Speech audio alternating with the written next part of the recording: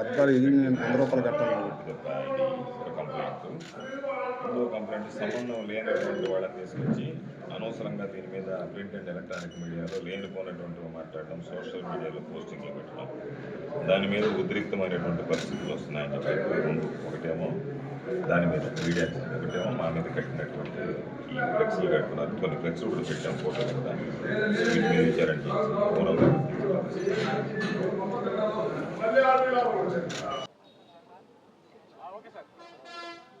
ఈరోజు రాష్ట్రంలో జరుగుతున్నటువంటి అనేక పరిణామాలని చూస్తుంటే రాష్ట్రంలో ప్రజాస్వామ్యానికి తావు లేకుండా రాజ్యాంగపరమైనటువంటి విధులు నిర్వర్తించేటువంటి అవకాశం లేకుండా ఆటవిక పాలన రాజ్యమేలేటువంటి పరిస్థితులు ఏర్పడ్డాయి. ఒక సున్నితమైనటువంటి అంశం, కోట్లాది మంది భక్తులు ప్రజల మనోభావాలకు సంబంధించినటువంటి దేశ విదేశాల్లోనే కాకుండా ప్రపంచవ్యాప్తిగా అత్యంత ప్రాభవం కలిగినటువంటి, అత్యంత పవిత్రత కలిగినటువంటి తిరుమల తిరుపతి దేవస్థానం, ఆ వెంకటేశ్వరుని లడ్డూ ప్రసాదం, వీటి మీద లేనిపోని నిరాధారమైనటువంటి ఆరోపణలు చేసినటువంటి నేపథ్యంలో దాని మీద ఈరోజు రాష్ట్రం ఒక పక్క తప్పు చేసి దొరికిపోయి రాష్ట్రాన్ని రావణకాష్టంగా ఈ కూటమి ప్రభుత్వం మార్చేసినటువంటి పరిస్థితులు. ఎందుకంటే ఒక రాజ్యాంగ స్థానంలో ఉండేటువంటి కాన్స్టిట్యూషనల్ అథారిటీ, రాష్ట్రానికి ముఖ్యమంత్రిగా ఉండేటువంటి వ్యక్తి ఒక విషయాన్ని గురించి మాట్లాడేటప్పుడు కనీసం నిజానిజాలు తెలుసుకొని వాస్తవాలని తెప్పించుకొని వాటన్నిటిని పరిశీలించిన మీదట దాన్ని సంబంధించి నిర్ధారిస్తూ ఏదైనా మాట్లాడాలి. అనేక సందర్భాలలో రాజ్యాంగం మీద ప్రమాణం చేస్తాం, గోప్యత పాటిస్తామని చెప్పి వాటన్నిటికీ తిలోదకాలు ఇచ్చేసి ఏది పట్టించుకోకుండా సాక్షాత్తు ముఖ్యమంత్రిగా ఉన్నటువంటి చంద్రబాబు నాయుడు గారే తిరుమల తిరుపతి లడ్డూ ప్రసాదం విషయంలో నిరాధారమైనటువంటి ఆరోపణలు వేస్తూ గత ప్రభుత్వం మీద నిందలు మోపడం జరిగింది.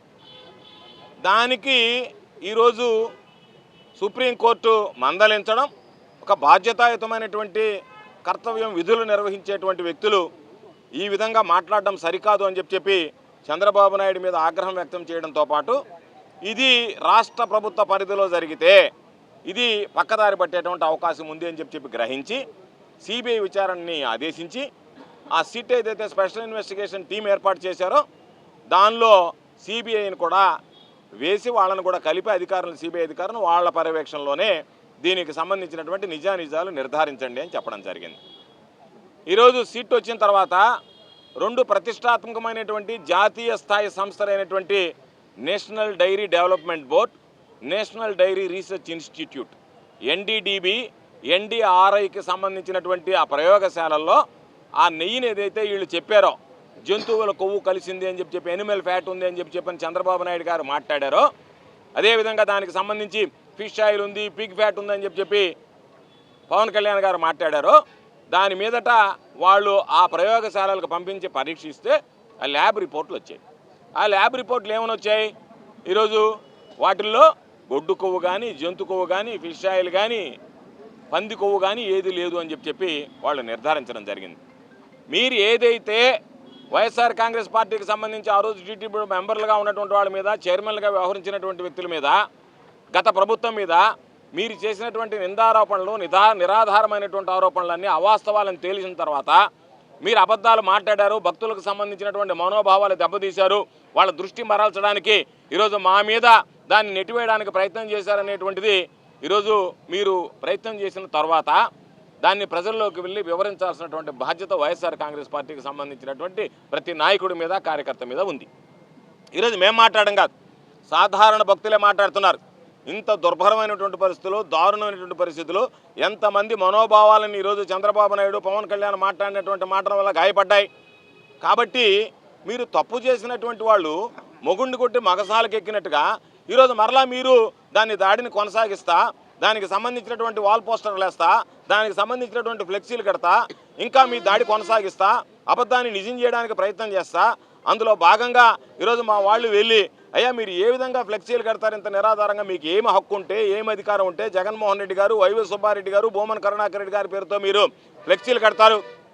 కాబట్టి ఏమీ తప్పు చేయకపోయినా, వాళ్ళని ఎక్కడా ఛార్జ్షీట్లో వాళ్ళ మీద సంబంధించి వాళ్ళని దోషులుగా చూపకపోయినా, వాళ్ళ పాత్ర ఉందనేటువంటిది ఎక్కడా కూడా మెన్షన్ చేయకపోయినా, మీరు ఈరోజు వెళ్ళి మీకున్నటువంటి కక్ష సాధింపులో మీ ఆలోచన విధానం వాళ్ళ ముగ్గురిని దోషులుగా చిత్రీకరించాలా?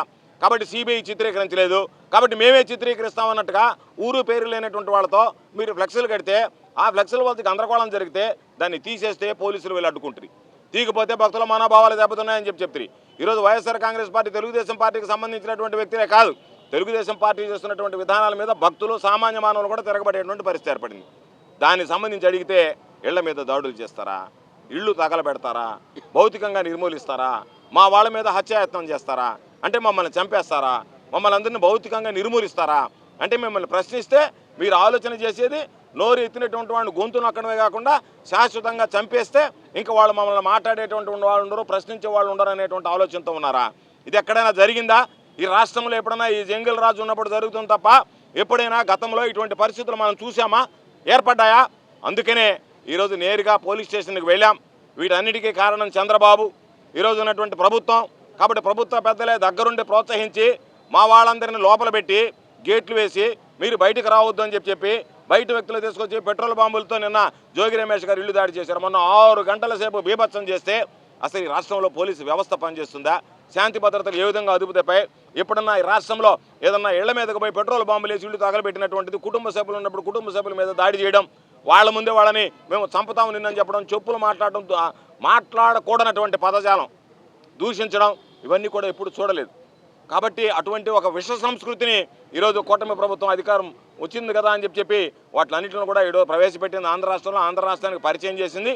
తప్పనిసరిగా దీనికి భారీ మూల్యం చెల్లించుకోవాల్సినటువంటి పరిస్థితులు ఉంటాయనేటువంటి విషయాన్ని గమనించుకుంటే మంచిది. కాబట్టి అందుకనే ఈరోజు మేము అందరం కూడా శాంతియుతంగా ఈరోజు మేము ఒకటే చెప్తున్నాం, వైఎస్ఆర్ కాంగ్రెస్ పార్టీ ఒక శాంతియుతంగా ఉండాలి, ఒక పద్ధతి ప్రకారం ఉండాలనేటువంటి ఆలోచనతో. అందుకనే రాంబాబు గారు కూడా స్పష్టంగా చెప్పండి, నేను కాస్త ఆవేశానికి లోనయ్యా కాబట్టి నేను మాట్లాడినటువంటి మాటలు వెనక్కి తీసుకుంటున్నా, ముఖ్యమంత్రి గారి గురించి నేను ఎటువంటి అనుచిత వ్యాఖ్యలు చేయలేదు, వాళ్ళు అన్వయించుకున్నారని చెప్పి మాట్లాడడం జరిగింది.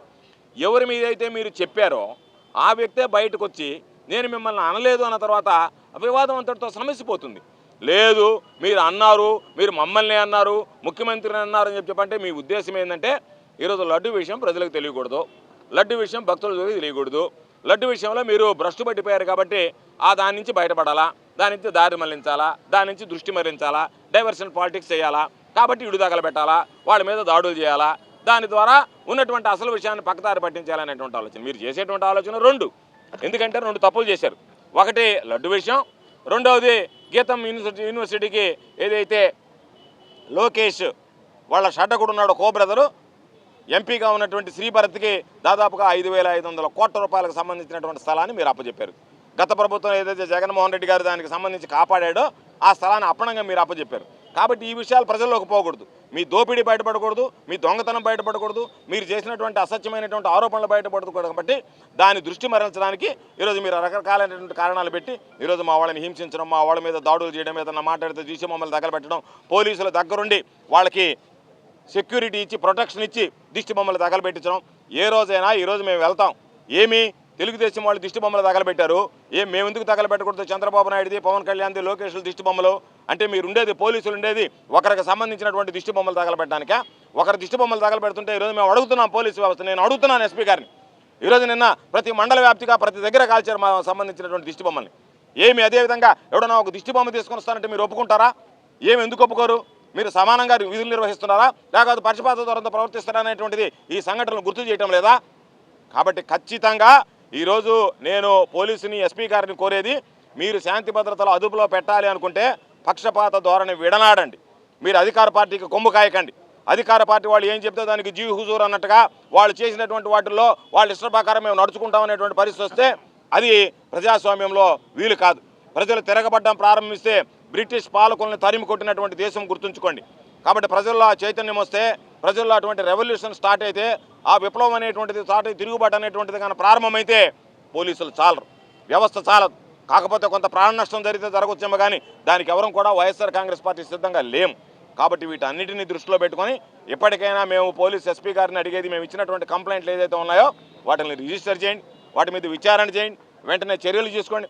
ఆ ఫ్లెక్స్లు ఎవరు కట్టారు, దాన్ని ఎవరు కట్టించారు, దానికి ధన సహాయం ఎవరు చేశారు, దానికి ఎవరు పేర్లు వేశారు, ఎవరు ప్రోత్బలంతో ఆ ఫ్లెక్స్లు కట్టాయి, ఫ్లెక్స్లు కట్టినటువంటి వాళ్ళ మీద ఏం చర్యలు తీసుకున్నారు. అదేవిధంగా భవిష్యత్తులో ఇటువంటి ఫ్లెక్స్లు కట్టకుండా నిరాధారమైనటువంటి నిందలు వేయకుండా మా మీద లేనిపోయినటువంటి అసత్య ఆరోపణలతో ప్రచారాలు చేయకుండా ఉండడానికి మీరు భవిష్యత్తులో ఎటువంటి చర్యలు తీసుకుంటారనేటువంటి దాని మీద స్పష్టత ఉండాలని చెప్పి మేము ఈరోజు అడిగేవాడు లేడు అనుకుంటున్నారేమో. మేము అడగడానికి ఇబ్బంది ఏమి లేదు.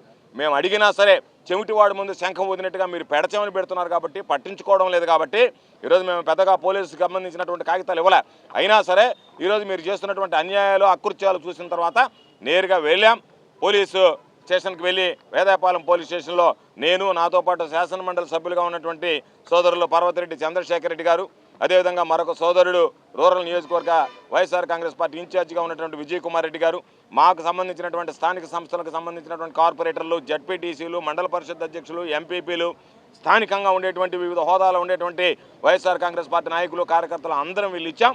మేము డిమాండ్ చేస్తున్నాం, వెంటనే మేము ఇచ్చినటువంటి ఎఫ్ఐఆర్లను రిజిస్టర్ చేసి దాని మీద విచారణ జరిపించి ఎవరు దీనికి బాధ్యులైనటువంటిది గుర్తించి కఠినంగా శిక్షించాలని చెప్పడంతో పాటు చంద్రబాబు నాయుడు, పవన్ కళ్యాణ్, లోకేష్ ఏదైతే అసత్య ఆరోపణలు చేశారో పవిత్రమైనటువంటి లడ్డు ప్రసాదం మీద సాక్షాత్తు వెంకటేశ్వర స్వామి ఉన్నాడు కాబట్టి ఈరోజు నిజాలు బయటపెట్టాడు. నిజాలు ప్రజలకు తెలిసాయి, నిజాలు ఆయన భక్తులకు తెలిసాయి, భక్తులకు ఊరట లభించింది.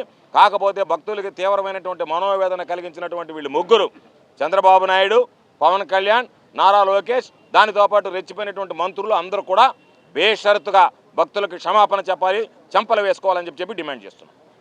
ఆంధ్ర రాష్ట్రం అంటే అందరికీ కూడా, ప్రపంచంలో ఉండే అందరికీ కూడా గుర్తొచ్చేది తిరుమల బాలాజీ. తిరుమల వెంకటేశ్వర స్వామికి ఒక ఆంధ్ర రాష్ట్రంలోనే కాకుండా ప్రపంచవ్యాప్తంగా కూడా అంతటి గుర్తింపు, అంతటి పవిత్రత, అంతటి విశిష్టత ఉంది. మరి అదే ప్రాంతానికి చెందినటువంటి చంద్రబాబు నాయుడు సీఎం అయిన తర్వాత ఆ తిరుమల తిరుపతికి ఉన్నటువంటి ప్రతిష్ట, ఆంధ్ర రాష్ట్రానికి ఉన్నటువంటి గొప్పతనం, ఈ రెండు కూడా దెబ్బతినేలాగా ఈరోజు ప్రవర్తించినటువంటి తీరు ఆంధ్ర రాష్ట్ర ప్రజలే కాదు, భారతీయులందరూ కూడా సిగ్గుపడతా ఉన్నారు. ఒక ముఖ్యమంత్రి హోదాలో ఉండి ఎక్కడా కూడా ఒక ఆధారం లేనటువంటి ఒక ఆరోపణ, అది కూడా ఒక కుటుంబ సభ్యుడు, ఎవరైనా ఒక కుటుంబ సభ్యుల మీద, అంటే వాళ్ళ ఇంట్లో ఫ్యామిలీ మెంబర్స్ మీద కూడా చంద్రబాబు నాయుడు గారికి ఏదైనా ఆరోపణ వస్తే రోడ్లోకి వచ్చి చెప్పడు, అది ముందు నిజమా కాదో తెలుసుకోవాలా. ఆ విధంగా మాట్లాడేది, ఆరోపణ చేసేది ఒక శత్రువే. మరి ఈరోజు చంద్రబాబు నాయుడు గారు ముఖ్యమంత్రిగా ఉన్నారా, ఈ రాష్ట్రానికి, ఈ ప్రజలకి శత్రువుగా ఉన్నారా అన్నది ఒకటి ఆలోచించుకోవాలా. ఆ రోజు ఏం చెప్పినారు తిరుమల లడ్డు గురించి, దాంట్లో జంతువుల యొక్క కొవ్వులు కలిసినాయి, పంది కొవ్వు కలిసింది, ఇలాంటి వినడానికే ఇబ్బంది కలిగేటువంటి మాటలు ఆ రోజు మాట్లాడడం కూడా జరిగింది. అదేవిధంగా ఈ లడ్డుల్ని అయోధ్యకు కూడా పంపించినారని కూడా మాట్లాడడం జరిగింది. ఇవన్నీ వినిన తర్వాత అందరం కూడా సిగ్గుపడే పరిస్థితి కూడా ఆ రోజు కనపడింది. ఆ తర్వాత దీన్ని సిబిఐ తీసుకోవడం కానీ, అక్కడ ఆ తర్వాత ఈ లడ్డూల విషయం మీద ల్యాబ్ రిపోర్ట్స్ అన్నీ వచ్చిన తర్వాత మొన్న తెలిసింది.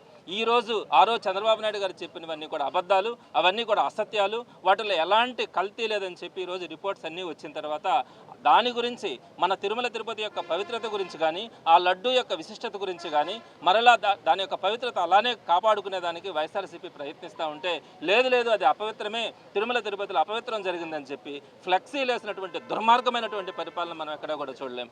ఈరోజు వాళ్ళు అధికారంలో ఉన్నారు, అధికారంలో ఉండి ఒక పవిత్రత గురించి, మనందరూ మనోభావాలకు సంబంధించినటువంటి మన టెంపుల్స్ కానీ వీటన్నిటికి సంబంధించి మీరు ఫ్లెక్సీలు వేసి ఆ ఫ్లెక్సీల ద్వారా ఆ పవిత్రతను దెబ్బతీసేలాగా మీరు ప్రవర్తించినటువంటి తీరుందే అందరూ కూడా సిగ్గుపడతా ఉన్నారు. దానికి సంబంధించి అంబటి రాంబాబు గారు అక్కడికి వెళ్ళి ఈ ఫ్లెక్సీని తీసి మంచి పడవడం కూడా జరిగింది. ఆయన వెంకటేశ్వర స్వామి దగ్గరికి వెళ్ళి పూజలు చేసి తిరిగి వస్తూ ఉంటే ఆయన మీద హత్యాయత్నం చేయడం కానీ, కర్రలు కత్తులతో తీసుకొచ్చి దాడులు చేయడానికి ప్రయత్నిస్తూ ఉన్నప్పుడు ఆయన ఆవేశంలో 2 మాటలు తప్పుగా మాట్లాడినానని కూడా ఆ తర్వాత ప్రెస్ ముందు మాట్లాడినారు. ఆయన ఏం చేస్తారు, కొన్ని వందల మంది పైకి వచ్చి చెప్పులతో, కర్రలతో కొడతా ఉంటే మీరు ఏ విధంగా తిరుమల తిరుపతి గురించి ప్రొటెక్ట్ చేస్తూ ఉంటారు అని చెప్పి ఆ రోజు అందరూ కూడా అక్కడికి వచ్చి హత్యాయత్నం మీద జరిగినప్పుడు ఆవేశంలో ఆయన మాట్లాడిన దానికి కూడా, ఆ తర్వాత పొరపాటు ఏందని చెప్పినా కూడా ఈరోజు ఆయన మీద కేసులు పెట్టి ఆయన తీసుకెళ్లి లోపల పెట్టడం. అదేవిధంగా వాళ్ళ ఇంట్లో మహిళలు ఉన్నారు, కూతురు కానీ భార్య కానీ వీరందరూ ఉన్నా కూడా వారందరూ ఉన్నా కూడా ఆ ఇల్లుని ధ్వంసం చేయడం కానీ, పెట్రోల్ బాంబులు వేసి ఆ ఇంటిని తగలబెట్టడానికి ప్రయత్నించడం కానీ, ఇది ఏ విధంగా మనకున్నాం.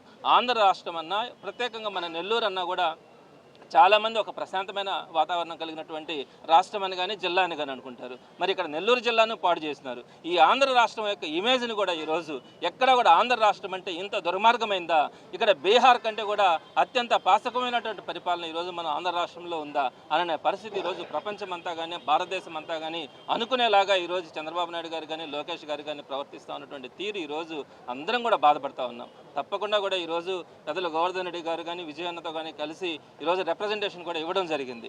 ఈ కేసులు కనుక ఎఫ్ఐఆర్ కనుక కాకపోతే తప్పకుండా వాటికి కోర్టుకు అప్రోచ్ కావడం కానీ రేపొద్దున వైఎస్ఆర్సీపీ వచ్చిన తర్వాత ఈ మనం పెట్టినటువంటి కేసుల్లో ఉన్నటువంటి ప్రతి ఒక్కరిని కూడా చట్ట ప్రకారం శిక్షించేదానికి కూడా వైఎస్ఆర్సీపీ తప్పకుండా కూడా ప్రయత్నిస్తుందని తెలియజేస్తా.